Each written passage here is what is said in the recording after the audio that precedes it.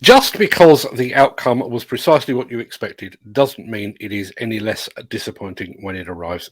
So for weeks, I've been trying to speak to someone, anyone, in fact, at Build UK to get their take on the bid rigging debacle that has rendered mute the National Federation of Demolition Contractors. With the notable exception of ConstructionLine, and more about them a bit later, I couldn't think of anyone with the influence and heft to make the NFDC see sense and to take action on the 8 companies that have admitted involvement in the unfolding scandal. In the middle of last week, I had a breakthrough of sorts. A communications coordinator at Build UK called Mark Stevens accepted my connection request on LinkedIn. And I asked him who might be able to respond to the questions that I had. In fairness to him, he responded immediately, saying that I should drop a line to the communications department at the email address that he provided. I did. And this is what I said.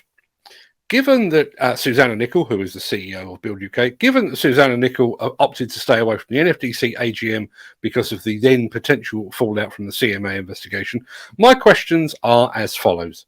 Now that 8 NFDC members have admitted involvement in a bid rigging scandal, will Build UK be reconsidering its alliance with the NFDC?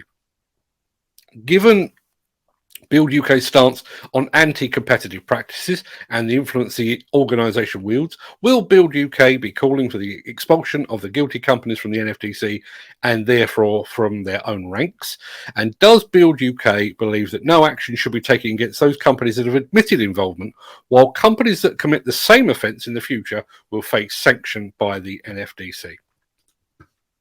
Within seconds, I received a response to my that set my spider senses tingling, frankly.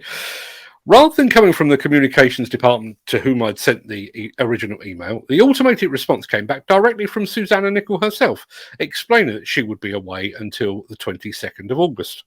So I went back to Mark Stevens and explained that my message had apparently gone sideways and that I still needed answers. I then received a reply that read, Susanna is currently on annual leave, and I'm afraid I will not be able to come back to you on these specific points in her absence. However, you may be interested to know that Build UK has worked with Wedlake Bell LLP to publish guidance explaining some of the more common violations of competition law and the potential sanctions.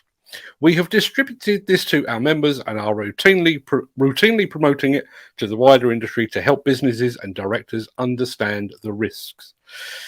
To save you all the job, I have read the guidance in question, and I can only hope that Build UK didn't pay much for it, because it is pretty much a verbatim repeat of what exists on the CMA website. So, no answer still from Build UK, the body that likes to present itself as the arbiter of all that is good within construction. No answer either from the NFDC, the so-called voice of the demolition industry. And as it stands today, this morning, no response either from ConstructionLine. Now, I've spoken to ConstructionLine 5, possibly 6 times at various levels. I last spoke to them on Thursday last week to once again explain what I was trying to accomplish, and they too have failed to respond. Now, look, I realise that it's August and many people, Susanna Nicol included, may well be on their holidays. But is that the real reason for the prolonged and apparently choreographed silence?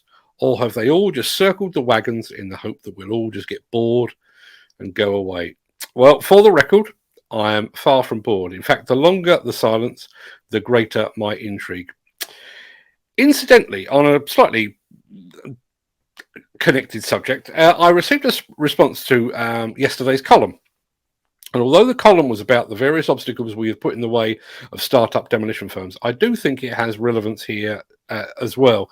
The comment came from a guy called Cameron Brown, and it reads, and you can probably sense the sarcasm in his voice, I see a storm coming.